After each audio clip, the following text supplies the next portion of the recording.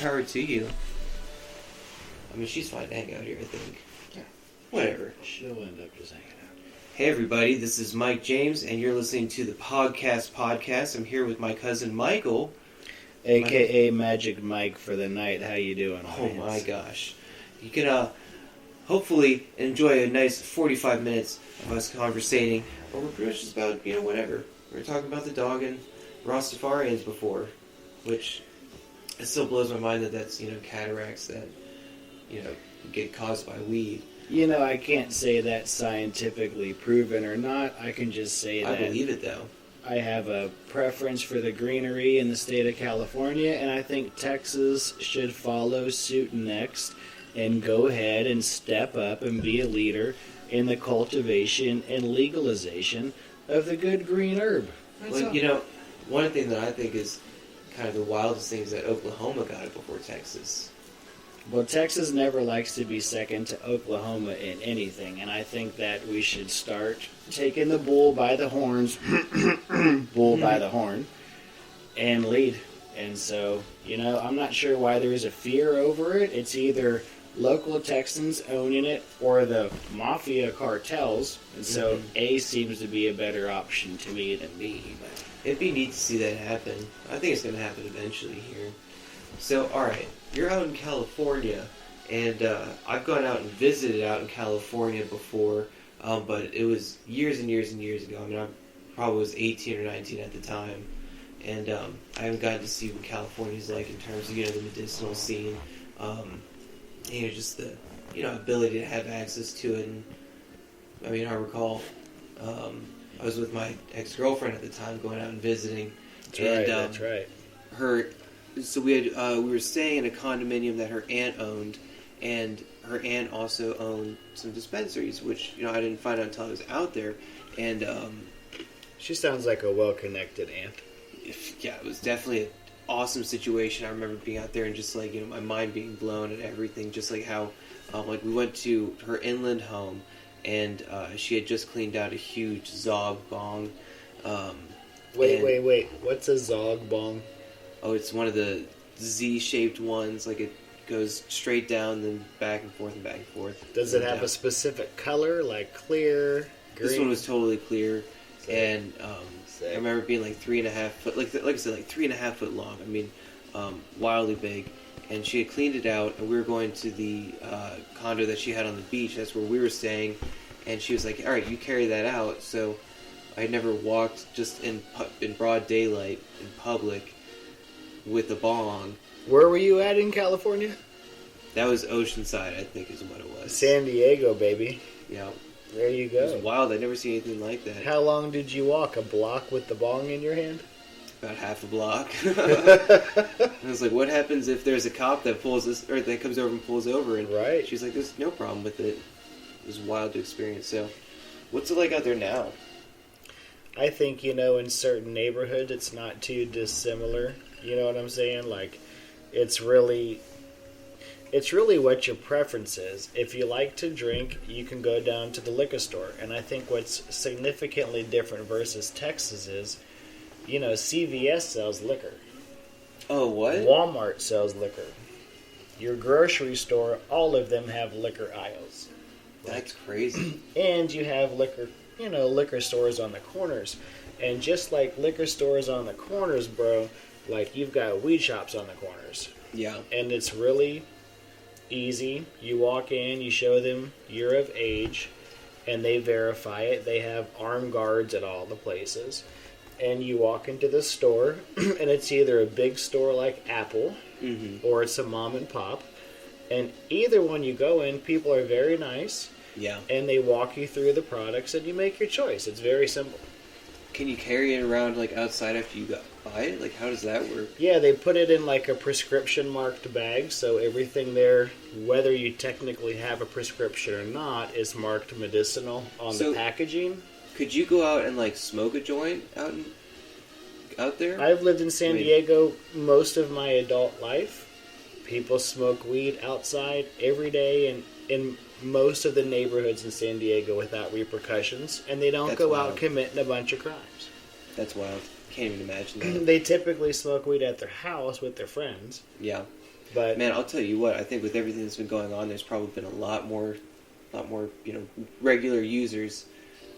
People staying at home, not having to go to an office or things like that. It's probably become a little more of a constant thing. I would say what I it's thought was fine. amazing was my friends that own dispensaries out there now were completely shocked once COVID hit in March from, that Chinese virus, bro. And they were completely shocked that their business of selling drugs was deemed essential in California, and the gyms and restaurants were told to shut down. Yeah. So, business, I think you're correct, from the sources I have who own and operate the places, has been steady. Man, I mean, it makes sense. If I bet it's probably the same thing out in like Colorado, Oklahoma, like we had mentioned. New Jersey just had it legalized out there. I just think it's odd because more legalization is good for the states. The problem is the banks won't accept your money. So it forces you to operate 100% in cash. So because you operate in cash, you have armed guards. Because you operate in cash, you're a target. Because you operate in cash, it's not always the nicest people. Most of the times it is. But if the government would just fully agree to legalize it and open up the banking system to American entrepreneurs trying to earn a living, then, I think it all makes sense. But the partial legalization two-step approach is not working. Yeah. It's too difficult. Because what happens is the legal shops open up and 15 illegal mom and pops open up for 90 days and take 90% of the market at half the cost and don't pay the tax. Oh, wow. And the cops come and raid them about every 90 days, and they shut down and move 6 feet away to a different office space with a different address. It's genius. Yep. Sounds like it. But it's dangerous. Yeah. So, all right. Weed business is booming. Obviously, essential businesses, are all over the place. But what's been some good news that's been coming out of California? And what if, we text, semi-regularly, but, California's wonderful. I mean, to be honest, man, Californians are very nice. They work hard. Yeah. They're honest. They're nice to each other. In Southern California, especially, most places, the neighborhoods are safe. They're clean. A lot of people volunteer. It's a great place to live. Yeah. And it's only in certain sections of certain cities where, violence is at an all-time high, drug use is at an all-time high, schools are shut down, kids lose after-school programs, and no one does anything about it over and over and over and over. Yeah. And so it's hard to, it's just like Texas. It just depends what your zip code is. Okay, but your experience generally has been pretty good. Absolutely. People in California are wonderful. Yeah. Have you gone and hit any golf courses out there? I have. Yeah, I hit one a couple weeks ago called Admiral Baker. We just went to the, hit some tee shots at the driving range, but it's old Army Rangers. Oh, okay. Only kind of golf course, but it's also open to the public now. Yeah, I had, there was one military course that I went to that sounds kind of like that out in Pensacola.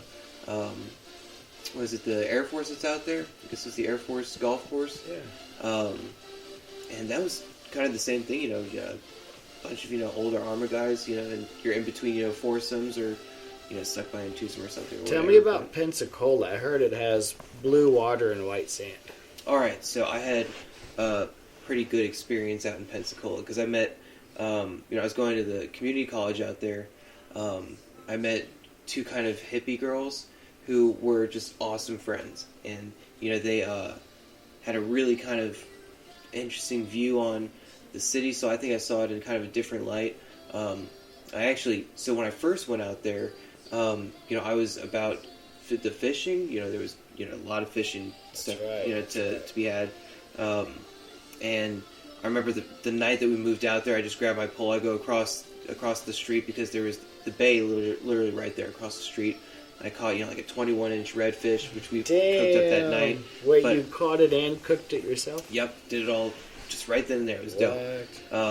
Gangster. But so I was always going and seeing different areas of the town, and we weren't 21, or over at that time. I think it was like maybe 20, 19. Young buck. Yeah, super, very young.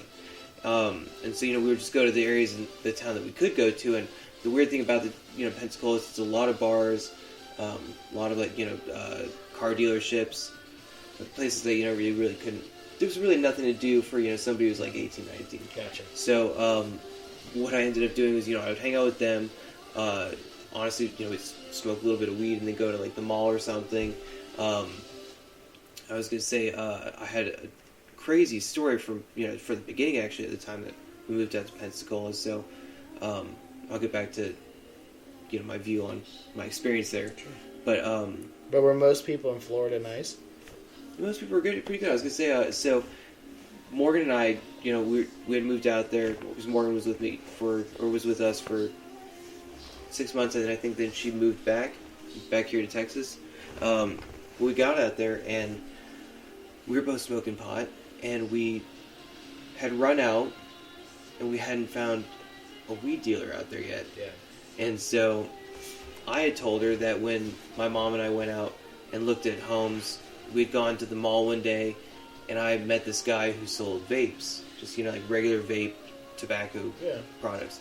And his name was Zeus, and he's this Haitian guy. So just a really thick accent. I could hardly understand him, but I figured, this guy sells vapes.